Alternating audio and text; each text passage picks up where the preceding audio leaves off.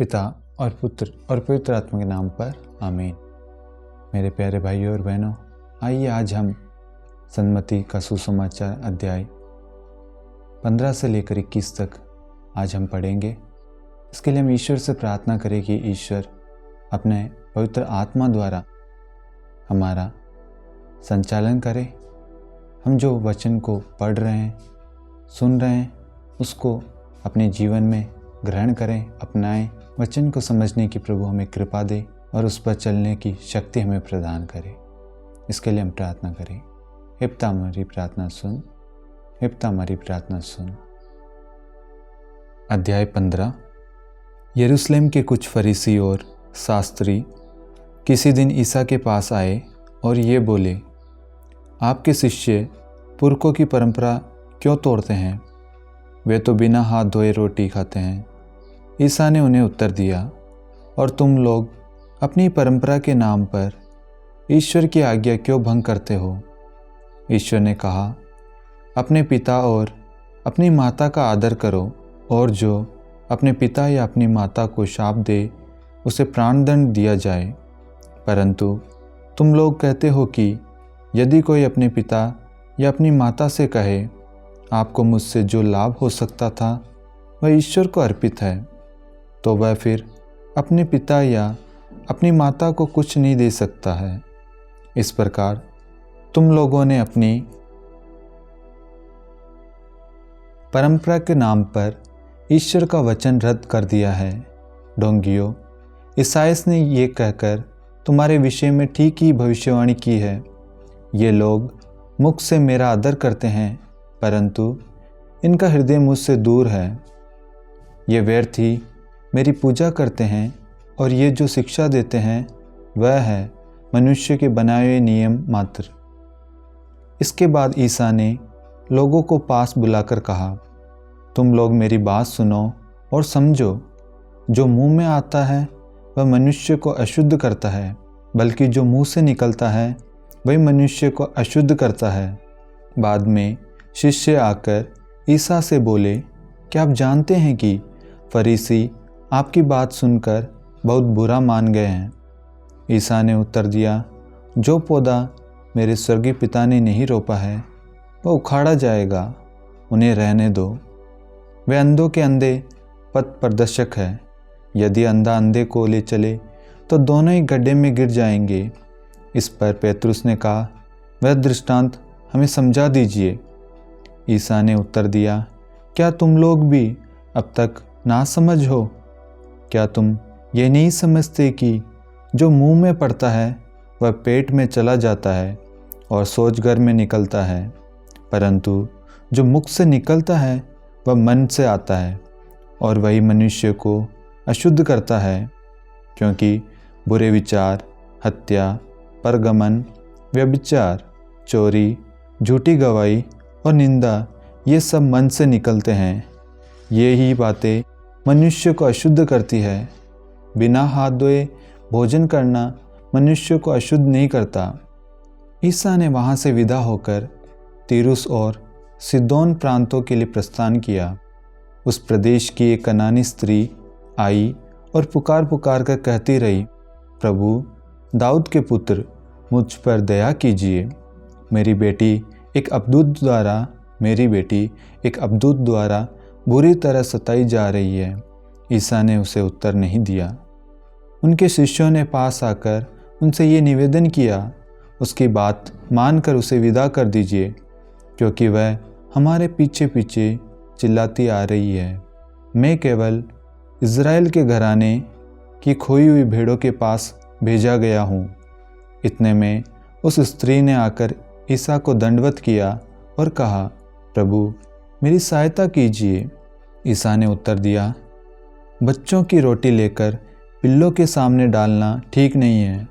उसने कहा, जी हाँ प्रभु, फिर भी स्वामी की मेज़ से गिरा हुआ चूर पिल्ले खाते ही हैं।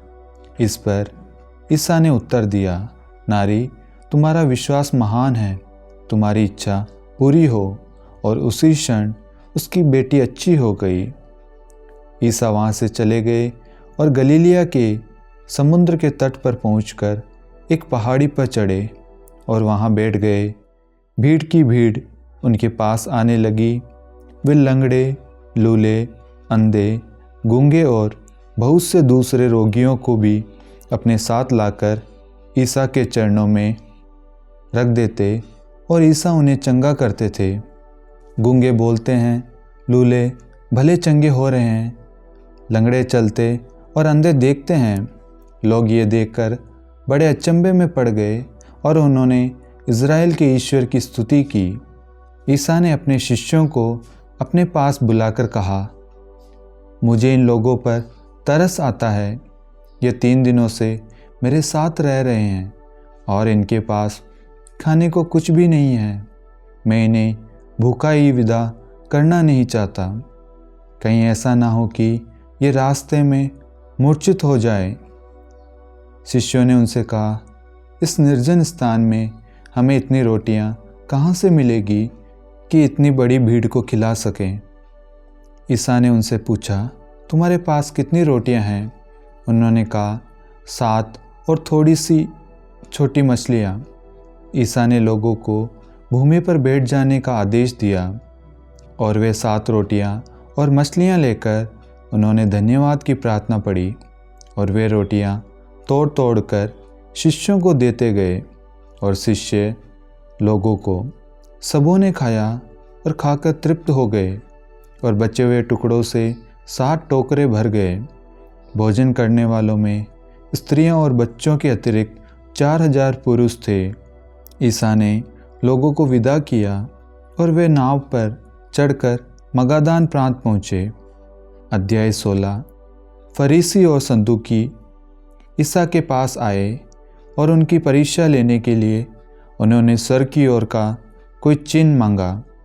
ईसा ने उत्तर दिया, शाम को तुम लोग कहते हो मौसम अच्छा रहेगा क्योंकि आकाश लाल है। सुबह कहते हो आज आंधी पानी होगा क्योंकि आकाश लाल और बादलों से घिरा हुआ है। यदि तुम लोग आकाश की सूरत पहचान सकते हो तो समय के लक्षण को क्यों नहीं पहचानते? ये दुष्ट और विधर्मी पीढ़ी एक चिन्ह मांगती है, परंतु नबी योनस के चिन्ह को छोड़कर इसे और कोई चिन्ह नहीं दिया जाएगा। इस पर ईसा उन्हें छोड़कर चले गए। समुद्र के उस पार जाते समय शिष्य अपने साथ रोटियां लेना भूल गए थे।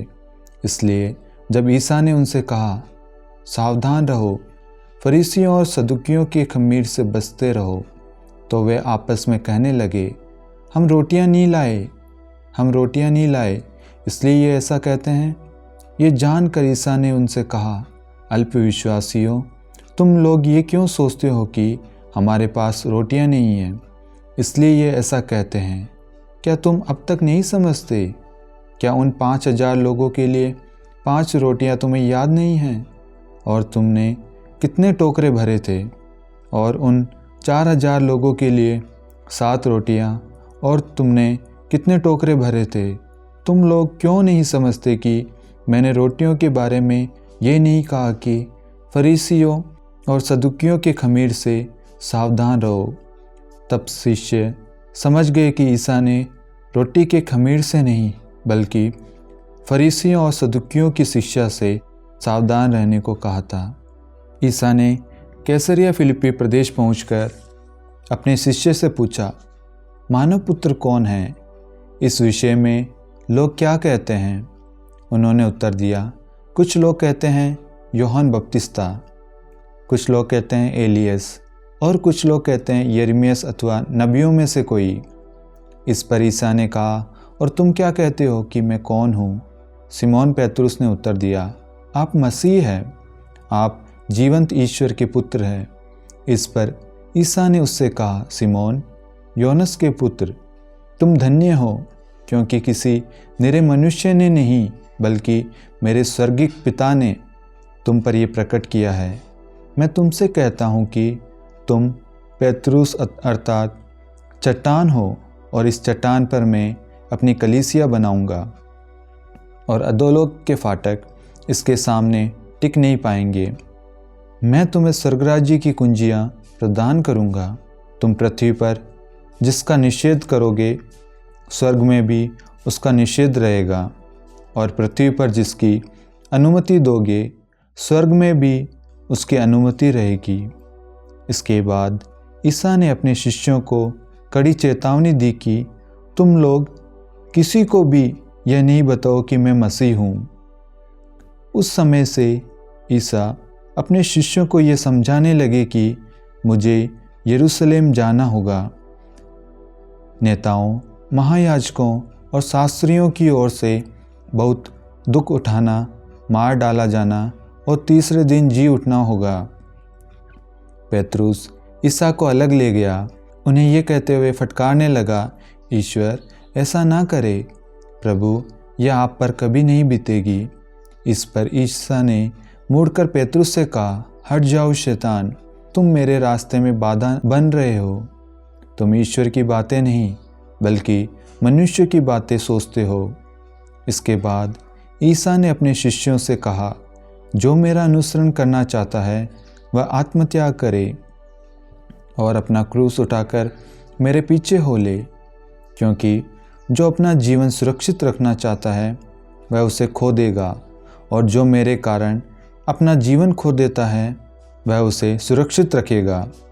मनुष्य को इससे क्या लाभ यदि वह सारा संसार प्राप्त कर ले लेकिन अपना जीवन ही गंवा दे। अपने जीवन के बदले मनुष्य दे ही क्या सकता है, क्योंकि मानव पुत्र अपने स्वर्गदूतों के साथ अपने पिता की महिमा सहित आएगा और वह प्रत्येक मनुष्य को उसके कर्म का फल देगा। मैं तुमसे कहता हूँ, यहाँ कुछ ऐसे लोग विद्यमान हैं जो तब तक नहीं मरेंगे जब तक वे मानव पुत्र को राजकीय प्रताप के साथ आता हुआ न देख ले। अध्याय 17। 6 दिन बाद ईसा ने पेतरुस, याकूब और उसके भाई योहन को अपने साथ ले लिया और वह उन्हें एक ऊंचे पहाड़ पर एकांत में ले चले। उनके सामने ही ईसा का रूपांतरण हो गया। उनका मुखमंडल सूर्य की तरह दमक उठा और उनके वस्त्र प्रकाश के समान उज्जवल हो गए। शिष्यों को मूसा और एलियस उनके साथ बातचीत करते हुए दिखाई दिए। तब पेतरुस ने ईसा से कहा, प्रभु यहाँ होना हमारे लिए कितना अच्छा है। आप चाहे तो मैं यहाँ 3 तंबू खड़ा कर दूंगा, एक आपके लिए, एक मूसा और एक एलियस के लिए। वह बोल ही रहा था कि उन पर एक चमकीला बादल छा गया और उस बादल में से ये वाणी सुनाई पड़ी, ये मेरा प्रिय पुत्र है, मैं इस पर अत्यंत प्रसन्न हूँ, इसकी सुनो। ये वाणी सुनकर वे मुंह के बल गिर पड़े और बहुत ही डर गए। तब ईसा ने पास आकर उनका स्पर्श किया और कहा, उठो, डरो मत। उन्होंने आंखें ऊपर उठाई तो उन्हें ईसा के सिवा और कोई नहीं दिखाई पड़ा। ईसा ने पहाड़ से उतरते समय उन्हें ये आदेश दिया, जब तक मानव पुत्र मृतकों में से न जी उठे तब तक तुम लोग किसी से भी इस दर्शन की चर्चा नहीं करोगे। इस पर उनके शिष्यों ने उनसे पूछा, शास्त्री ये क्यों कहते हैं कि पहले एलियस को आना है? ईसा ने उत्तर दिया, एलियस अवश्य सब कुछ ठीक करने आएगा, परंतु मैं तुम लोगों से कहता हूँ, एलियस आ चुका है, उन्होंने उसे नहीं पहचाना और उसके साथ मनमाना व्यवहार किया। उसी तरह मानव पुत्र भी उनके हाथों दुख उठाएगा। तब वे समझ गए कि ईसा यूहन्ना बपतिस्मा के विषय में कह रहे हैं। जब वे जनसमूह के पास पहुँचे तो एक मनुष्य आया और ईसा के सामने घुटने टेक कर बोला, प्रभु मेरे बेटे पर दया कीजिए, उसे मिर्गी का दौरा पड़ा करता है। उसकी हालत बहुत खराब है और वह अक्सर आग या पानी में गिर जाता है। मैं उसे आपके शिष्यों के पास लाया, किंतु वे उसे चंगा नहीं कर सके। ईसा ने कहा, अविश्वासी और दुष्ट पीढ़ी, मैं कब तक तुम्हारे साथ रहूं? कब तक तुम्हें सहता रहूं? उस लड़के को यहाँ ले आओ। ईसा ने अबदूत को डांटा और वह लड़के से निकल गया। वह लड़का उसी घड़ी चंगा हो गया। बाद में शिष्यों ने एकांत में ईसा के पास आकर पूछा, हम लोग उसे क्यों नहीं निकाल सके? ईसा ने उनसे कहा, अपने विश्वास की कमी के कारण। मैं तुमसे ये कहता हूँ, यदि तुम्हारा विश्वास राई के दाने के बराबर भी हो और तुम इस पहाड़ से ये कहो, यहाँ से वहाँ तक हट जा, तो ये हट जाएगा और तुम्हारे लिए कुछ भी असंभव नहीं होगा।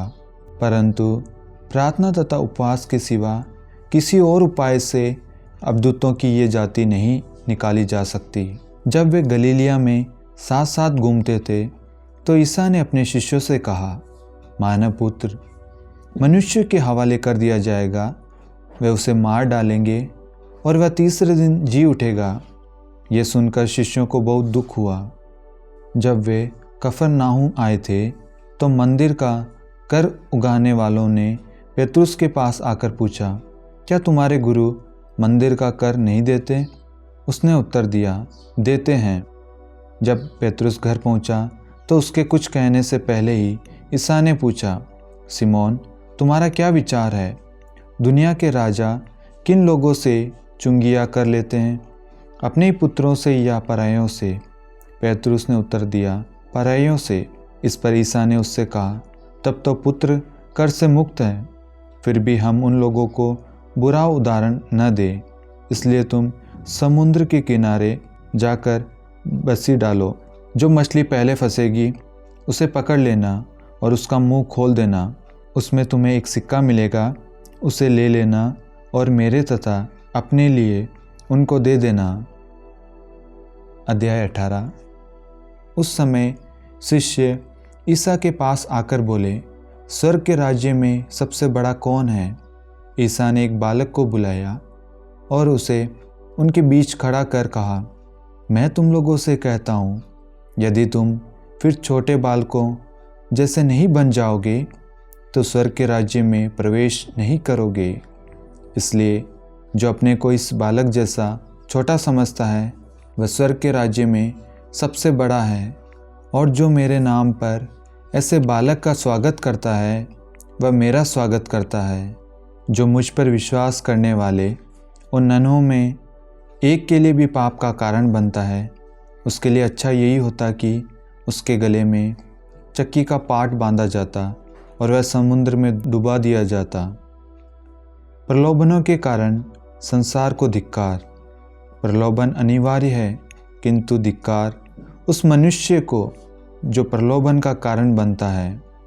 यदि तुम्हारा हाथ अथवा तुम्हारा पैर तुम्हारे लिए पाप का कारण बनता है तो उसे काट कर फेंक दो। अच्छा यही है कि तुम लूले अथवा लंगड़े होकर ही जीवन में प्रवेश करो, किंतु दोनों हाथों अथवा दोनों पैरों के रहते न बुझने वाली आग में न डाले जाओ। और यदि तुम्हारी आँख तुम्हारे लिए पाप का कारण बनती है तो उसे निकाल कर फेंक दो। अच्छा यही है कि तुम काणे होकर ही जीवन में प्रवेश करो, किंतु दोनों आँखों के रहते आग के नरक में न डाले जाओ। सावधान रहो, उन नन्हों में एक को भी तुच्छ न समझो। मैं तुमसे कहता हूँ, उनके दूत स्वर्ग में निरंतर मेरे स्वर्गिक पिता के दर्शन करते हैं। जो खो गया था उसी को बचाने के लिए मानव पुत्र आया है। तुम्हारा क्या विचार है? यदि किसी के 100 भेड़ें हो और उनमें से एक भी भटक जाए तो क्या वह उन 99 भेड़ों की पहाड़ी पर छोड़कर उसकी भटकी हुई को खोजने नहीं जाएगा? और यदि वह उसे पाए तो मैं विश्वास दिलाता हूँ कि उसे उन 99 की अपेक्षा जो भटकी नहीं थी उस भेड़ के कारण अधिक आनंद होगा। इसी तरह मेरा स्वर्गिक पिता नहीं चाहता कि उन नन्हों में से एक भी खो जाए। यदि तुम्हारा भाई कोई अपराध करता है तो जाकर उसे अकेले में समझाओ। यदि वह तुम्हारी बात मान जाता है तो तुमने अपने भाई को बचा लिया। यदि वह तुम्हारी बात नहीं मानता तो और 1 व्यक्ति को साथ ले जाओ, ताकि 2 या 3 गवाहों के सहारे सब कुछ प्रमाणित हो जाए। यदि वह उनकी भी नहीं सुनता तो कलीसिया को बता दो, और यदि वह कलीसिया की भी नहीं सुनता तो उसे गैर यहूदी और नाकेदार जैसा समझो। मैं तुमसे ये भी कहता हूँ, यदि पृथ्वी पर तुम लोगों में 2 व्यक्ति एकमत होकर कुछ भी मांगेंगे तो वह उन्हें मेरे स्वर्गीय पिता की ओर से निश्चय ही मिलेगा। क्योंकि जहाँ 2 या 3 मेरे नाम पर इकट्ठे होते हैं, वहाँ मैं उनके बीच उपस्थित रहता हूँ। तब पेतरुस ने पास आकर ईसा से कहा, प्रभु, यदि मेरा भाई मेरे विरुद्ध अपराध करता जाए तो मैं कितनी बार उसे क्षमा करूं? 7 बार तक? ईसा ने उत्तर दिया, मैं तुमसे नहीं कहता 7 बार तक, बल्कि 70 गुना 7 बार तक। यही कारण है कि स्वर्ग का राज्य उस राजा के सदृश है जो अपने सेवकों से लेखा लेना चाहता था। जब वह लेखा लेने लगा तो उसका लाखों रुपए का एक कर्जदार उसके सामने पेश किया गया। अदा करने के लिए उसके पास कुछ भी नहीं था। इसलिए स्वामी ने आदेश दिया कि उसे उसकी पत्नी, उसके बच्चों और उसकी सारी जायदाद को बेच दिया जाए और ऋण अदा कर लिया जाए। इस पर वह सेवक उसके पैरों पर गिरकर ये कहते हुए अनुनय विनय करता रहा, मुझे समय दीजिए और मैं आपको सब चुका दूंगा। उस सेवक के स्वामी को तरस हो आया और उसने उसे जाने दिया और उसका कर्ज माफ़ कर दिया। जब वह सेवक बाहर निकला तो वह अपने एक सेवक से मिला जो उसका लगभग 100 दिनार का कर्जदार था। उसने उसे पकड़ लिया और उसका गला घोंटकर कहा, अपना कर्ज चुका दो। सह सेवक उसके पैरों पर गिर पड़ा और ये कहते हुए अनुनय विनय करता रहा, मुझे समय दीजिए और मैं आपको चुका दूंगा। परंतु उसने नहीं माना और जाकर उसे तब तक के लिए बंदीगृह में डलवा दिया जब तक वह अपना कर्ज न चुका दे। ये सब देखकर उसके दूसरे सहसेवक बहुत दुखी हो गए और उन्होंने स्वामी के पास जाकर सारी बातें बता दी। तो स्वामी ने उस सेवक को बुलाकर कहा, दुष्ट सेवक, तुम्हारी अनुनय विनय पर मैंने तुम्हारा वह सारा कर्ज माफ़ कर दिया था। तो जिस प्रकार मैंने तुम पर दया की थी, क्या उसी प्रकार तुम्हें भी अपने सहसेवक पर दया नहीं करनी चाहिए थी? और स्वामी ने क्रोध होकर उसे तब तक के लिए जल्लादों के हवाले कर दिया जब तक वह कोड़ी कोड़ी न चुका दे। यदि तुम में हर एक अपने भाई को पूरे हृदय से क्षमा नहीं करेगा तो मेरा स्वर्गीय पिता भी तुम्हारे साथ ऐसा ही करेगा। अध्याय 19।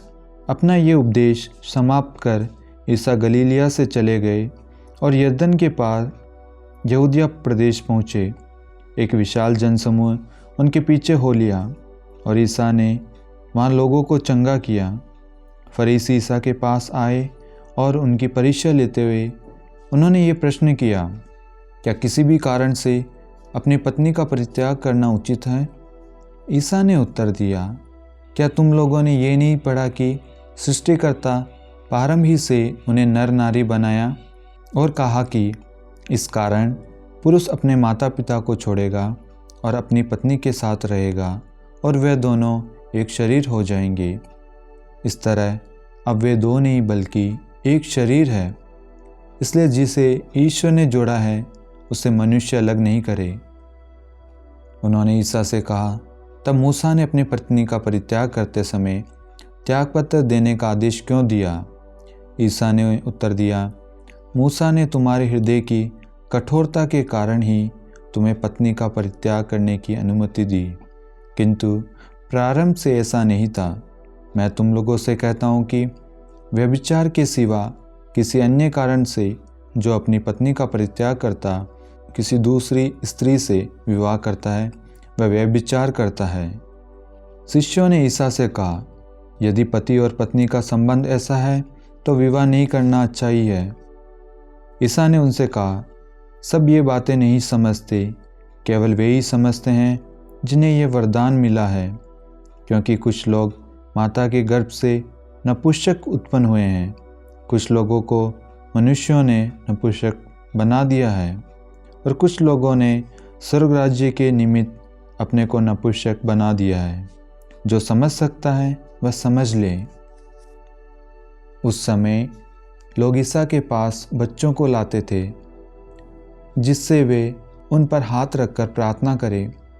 शिष्य लोगों को डांटते थे, परंतु ईसा ने कहा, बच्चों को आने दो और उन्हें मेरे पास आने से मत रोको, क्योंकि स्वर्ग का राज्य उन जैसे लोगों का है। और वह बच्चों पर हाथ रखकर वहाँ से चले गए। एक व्यक्ति ईसा के पास आकर बोला, गुरुवर, अनंत जीवन प्राप्त करने के लिए मैं कौन सा भला कार्य करूं? ईसा ने उत्तर दिया, भले के विषय में मुझसे क्यों पूछते हो? एक ही तो भला है। यदि तुम जीवन में प्रवेश करना चाहते हो तो आज्ञाओं का पालन करो। उसने पूछा, कौन सी आज्ञाएं? ईसा ने कहा, हत्या मत करो, व्यभिचार मत करो, चोरी मत करो, झूठी गवाही मत दो, अपने माता पिता का आदर करो और अपने पड़ोसी को अपने समान प्यार करो। नवयुवक ने उनसे कहा, मैंने इन सब का पालन किया है, मुझ में किस बात की कमी है? ईसा ने उत्तर दिया, यदि तुम पूर्ण होना चाहते हो तो जाओ, अपनी सारी संपत्ति बेचकर गरीबों को दे दो और स्वर्ग में तुम्हारे लिए पूंजी रखी रहेगी, तब आकर मेरा अनुसरण करो। ये सुनकर वह नवयुवक बहुत उदास होकर चला गया, क्योंकि वह बहुत धनी था। तब ईसा ने अपने शिष्यों से कहा, मैं तुम लोगों से ये कहता हूँ, धनी के लिए स्वर्ग के राज्य में प्रवेश करना कठिन होगा। मैं ये भी कहता हूँ कि सुई के नाके से होकर ऊँट का निकलना अधिक सहज है, किंतु धनी का ईश्वर के राज्य में प्रवेश करना कठिन है। ये सुनकर शिष्य बहुत अधिक विस्मित हो गए और बोले, तो फिर कौन बच सकता है? उन्हें स्थिर दृष्टि से देखते हुए ईसा ने कहा, मनुष्य के लिए तो ये असंभव है, ईश्वर के लिए सब कुछ संभव है। तब पेत्रुस ने ईसा से कहा, देखिए, हम लोग अपना सब कुछ छोड़कर आपके अनुयायी बन गए हैं, तो हमें क्या मिलेगा? ईसा ने अपने शिष्यों से कहा, मैं तुम अपने अनुयायियों से यह कहता हूँ, मानव पुत्र जब पुनरुत्थान में अपने महिमा में सिंहासन पर विराजमान होगा, तब तुम लोग भी 12 सिंहासनों पर बैठकर इज़राइल के 12 वंशों का न्याय करोगे। और जिसने मेरे लिए घर, भाई बहनों, माता पिता, पत्नी, बाल बच्चों अथवा खेतों को छोड़ दिया है, वह 100 गुना पाएगा और अनंत जीवन का अधिकारी होगा। बहुत से लोग जो अगले हैं पिछले हो जाएंगे और जो पिछले हैं अगले हो जाएंगे। अध्याय 20। स्वर्ग का राज्य उस भूमिधर के सदृश है जो अपनी दागबारी में मजदूरों को लगाने के लिए बहुत सवेरे घर से निकला। उसने मजदूरों के साथ 1 दिनार का रोजाना तय किया और उन्हें अपनी दागबारी भेजा। लगभग पहले पहर वह बाहर निकला और उसने दूसरों को चौक में बेकार खड़ा देखकर कहा, तुम लोग भी मेरी दागबारी जाओ, मैं तुम्हें उचित मजदूरी दे दूंगा। और वे वहाँ गए। लगभग दूसरे और तीसरे पहर भी उसने बाहर निकलकर ऐसा ही किया। वह 1 घंटा दिन रहे, फिर बाहर निकला और वहाँ दूसरों को खड़ा देखकर उनसे बोला, तुम लोग यहाँ दिन भर क्यों बेकार खड़े हो? उन्होंने उत्तर दिया, इसलिए कि किसी ने हमें मजदूरी में नहीं लगाया। उसने उनसे कहा, तुम लोग भी मेरी दागबारी जाओ। संध्या होने पर दागबारी के मालिक ने अपने कारिंदे से कहा, मजदूरों को बुलाओ, बाद में आने वालों से लेकर पहले आने वालों तक सबको मजदूरी दे दो। जब वे मजदूर आए जो 1 घंटा दिन रहे काम पर लगाए गए थे, तो उन्हें एक दिनार मिला। जब पहले मजदूर आए तो वे समझ रहे थे कि हमें अधिक मिलेगा, लेकिन उन्हें भी 1 दिनार ही मिला। उसे पाकर वे ये कहते हुए भूमिधर के विरुद्ध भुनभुनाते थे, इन पिछले मजदूरों ने केवल घंटे भर काम किया, तब भी आपने इन्हें हमारे बराबर दिया, जो दिन भर कठोर परिश्रम करते और धूप सहते रहे। उसने उनमें से एक को ये कहते हुए उत्तर दिया, भाई, मैं तुम्हारे साथ अन्याय नहीं कर रहा हूँ। क्या तुमने मेरे साथ 1 दिनार नहीं तय किया था? अपनी मजदूरी लो और जाओ। मैं इस पिछले मजदूर को भी तुम्हारे जितना देना चाहता हूँ। क्या मैं अपनी इच्छा के अनुसार अपनी संपत्ति का उपयोग नहीं कर सकता? तुम मेरी उदारता पर क्यों जलते हो? इस प्रकार जो पिछले हैं अगले हो जाएंगे और जो अगले हैं पिछले हो जाएंगे। ईसा यरूशलेम के मार्ग पर आगे बढ़ रहे थे। 12 को अलग ले जाकर उन्होंने रास्ते में उनसे कहा, देखो हम यरूशलेम जा रहे हैं। मानव पुत्र महायाजकों और शास्त्रियों के हवाले कर दिया जाएगा। वह उसे प्राणदंड की आज्ञा सुनाकर गैर यहूदियों के हवाले कर देंगे, जिससे वे उसका उपवास करें, उसे कोड़े लगाए और क्रूस पर चढ़ाए, लेकिन तीसरे दिन वह जी उठेगा। उस समय जबेदी के पुत्रों की माता अपने पुत्रों के साथ ईसा के पास आई और उसने दंडवत कर उनसे एक निवेदन करना चाहा। ईसा ने उससे कहा, क्या चाहती हो? उसने उत्तर दिया, ये मेरे 2 बेटे हैं। आप आज्ञा दीजिए कि आपके राज्य में एक आपके दाएं बैठे और एक आपके बाएं। ईसा ने उससे कहा, तुम नहीं जानते कि क्या मांग रहे हो? जो प्याला मैं पीने वाला हूँ, क्या तुम उसे पी सकते हो? उन्होंने उत्तर दिया, हम पी सकते हैं।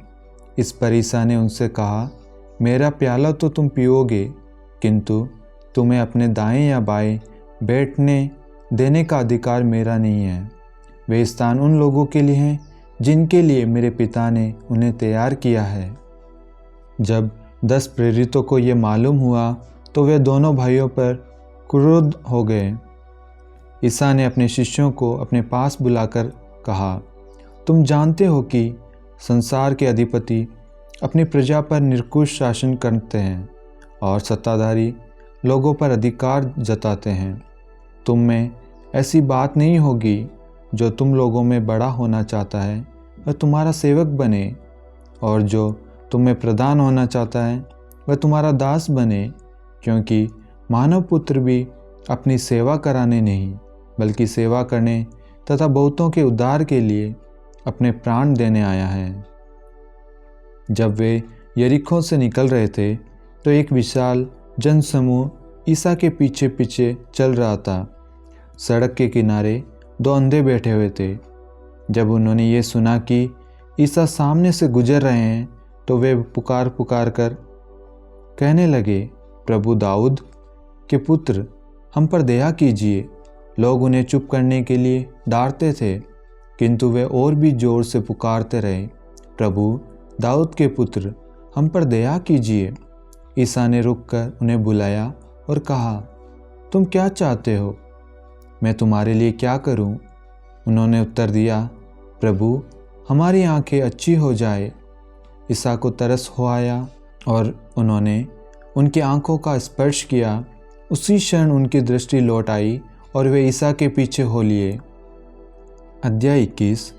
जब वे यरूशलेम के निकट पहुँचे और जैतून पहाड़ के समीप बेतफगे आ गए तो ईसा ने 2 शिष्यों को ये कहते हुए भेजा, सामने के गांव जाओ। वहां पहुंचते ही तुम्हें बंधी हुई गदही मिलेगी और उसके साथ एक बछड़ा। उन्हें खोलकर मेरे पास ले आओ। यदि कुछ बोले तो कह देना, प्रभु को इनकी ज़रूरत है, वह इन्हें शीघ्र ही वापस भेज देंगे। यह इसलिए हुआ कि नबी का ये कथन पूरा हो जाए, सियोन की पुत्री से कहो, देख तेरे राजा तेरे पास आते हैं। ये विनम्र है, वह गदही पर, बछड़े पर, लद्दू जानवरों के बच्चे पर सवार है। शिष्य चल पड़े। ईसा ने जैसा आदेश दिया उन्होंने वैसा ही किया। गदही और बछड़े ले आकर उन्होंने उन पर अपने कपड़े बिछा दिए और ईसा सवार हो गए। भीड़ में से बहुत से लोगों ने अपने कपड़े रास्ते में बिछा दिए। कुछ लोगों ने पेड़ों की डालियां काटकर रास्ते में फैला दी। ईसा के आगे आगे जाते हुए और पीछे पीछे आते हुए लोग ये नारा लगा रहे थे, दाऊद के पुत्र को ओसाना। धन्य है वह जो प्रभु के नाम पर आते हैं, सर्वोच्च स्वर्ग में ओसाना।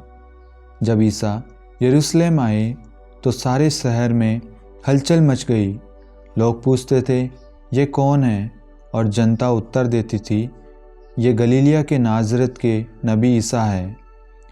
ईसा ने मंदिर में प्रवेश किया और वहाँ से सब बेचने और खरीदने वालों को बाहर निकाल दिया। उन्होंने सराफों की मेंजें और कबूतरों बेचने वालों की चौकियां उलट दी और उनसे कहा, लिखा है, मेरा घर प्रार्थना का घर कहलाएगा, परंतु तुम लोग उसे लुटेरों का अड्डा बनाते हो। मंदिर में अंधे और लंगड़े ईसा के पास आए और उन्होंने उनको चंगा किया। जब महायाजकों और शास्त्रियों को उनके चमत्कार देखे और बालकों को मंदिर में ये नारा लगाते हुए सुना, दाऊद के पुत्र को ओसाना, तो वे क्रुद्ध होकर ईसा से बोले, क्या तुम सुनते हो कि ये क्या कह रहे हैं? ईसा ने उन्हें उत्तर दिया, सुनता तो हूँ, क्या तुम लोगों ने कभी ये नहीं पढ़ा, बालकों और दूध मुए बच्चों के मुख से तूने अपना गुणगान कराया है। इतना कहकर ईसा ने उन्हें छोड़ दिया और शहर से निकलकर वह बेथानिया गए और रात को वहीं रहे। सवेरे शहर लौटते समय ईसा को भूख लगी। वे रास्ते के किनारे अंजीर का पेड़ देखकर उसके पास आए। उन्होंने उसमें पत्तों के सिवा और कुछ नहीं पाया और कहा, तुझ में फिर कभी फल न लगे। और उसी क्षण अंजीर का वह पेड़ सूख गया। ये देखकर शिष्य अचंभे में पड़ गए और बोले, अंजीर का ये पेड़ तुरंत कैसे सूख गया? ईसा ने उन्हें उत्तर दिया, मैं तुम लोगों से ये कहता हूँ, यदि तुम्हें विश्वास हो और तुम संदेह न करो, तो तुम न केवल वह करोगे जो मैं अंजीर के पेड़ के साथ कर चुका हूँ, बल्कि यदि तुम इस पहाड़ से ये कहो, उठ समुद्र में गिर जा, तो वैसा ही हो जाएगा। और जो कुछ तुम विश्वास के साथ प्रार्थना में मांगोगे, वह तुम्हें मिल जाएगा। जब ईसा मंदिर पहुंच गए थे और शिक्षा दे रहे थे, तो महायाजक और जनता के नेता उनके पास आकर बोले, आप किस अधिकार से ये सब कर रहे हैं? किसने आपको ये अधिकार दिया? ईसा ने उन्हें उत्तर दिया, मैं भी आप लोगों से एक प्रश्न पूछना चाहता हूँ। यदि आप मुझे इसका उत्तर देंगे तो मैं भी आपको बता दूंगा कि मैं किस अधिकार से ये सब कर रहा हूँ। यूहन्ना का बपतिस्मा कहाँ का था, स्वर्ग का अथवा मनुष्य का? वे कहते हुए आपस में परामर्श करते थे, यदि हम कहें स्वर्ग का, तो ये हम सबसे कहेंगे। तब आप लोगों ने उस पर विश्वास क्यों नहीं किया? यदि हम कहें मनुष्य का, तो जनता से डर है, क्योंकि सब यूहन्ना को नबी मानते हैं।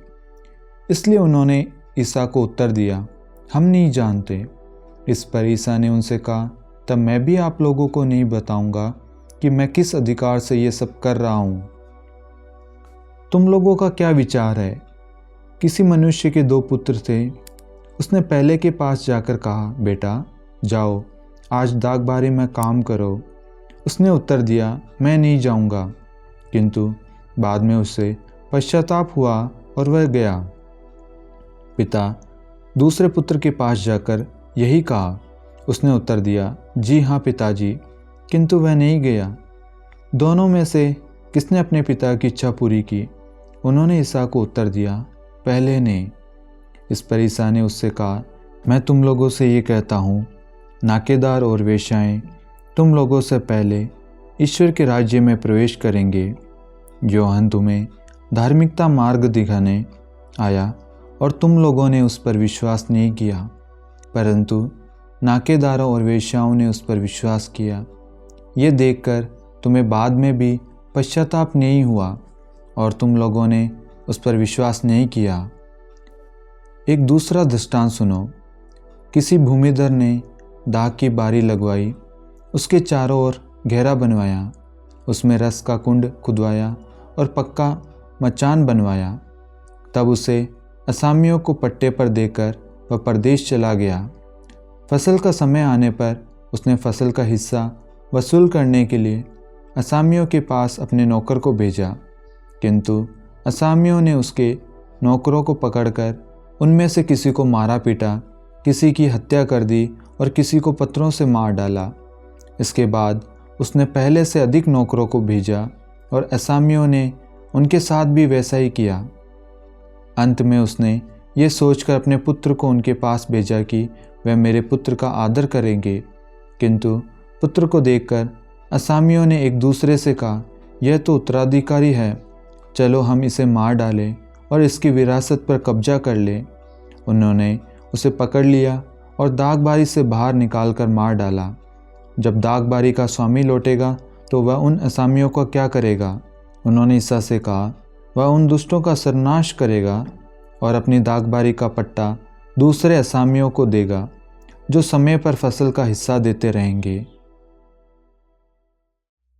ईसा ने उनसे कहा, क्या तुम लोगों ने धर्म ग्रंथ में कभी यह नहीं पढ़ा, कारीगरों ने जिस पत्थर को बेकार समझकर निकाल दिया था, वही कोने का पत्थर बन गया है। यह प्रभु का कार्य है, यह हमारी दृष्टि में अपूर्व है। इसलिए मैं तुम लोगों से कहता हूँ, स्वर्ग का राज्य तुमसे ले लिया जाएगा और ऐसे राष्ट्रों को दिया जाएगा जो इसका उचित फल उत्पन्न करेगा। जो इस पत्थर पर गिरेगा वह चूर चूर हो जाएगा और जिस पर वह पत्थर गिरेगा उसको पीस डालेगा। महायाजक और फरीसी उनके दृष्टांत सुनकर समझ गए कि वह हमारे विषय में कह रहे हैं। वह उन्हें गिरफ्तार करना चाहते थे, किंतु वे जनता से डरते थे, क्योंकि वह ईसा को नबी मानती थी। ये ईश्वर की वाणी है। ईश्वर को धन्यवाद। पिता और पुत्र और पवित्र आत्मा के नाम पर आमीन। सबको जी यीशु।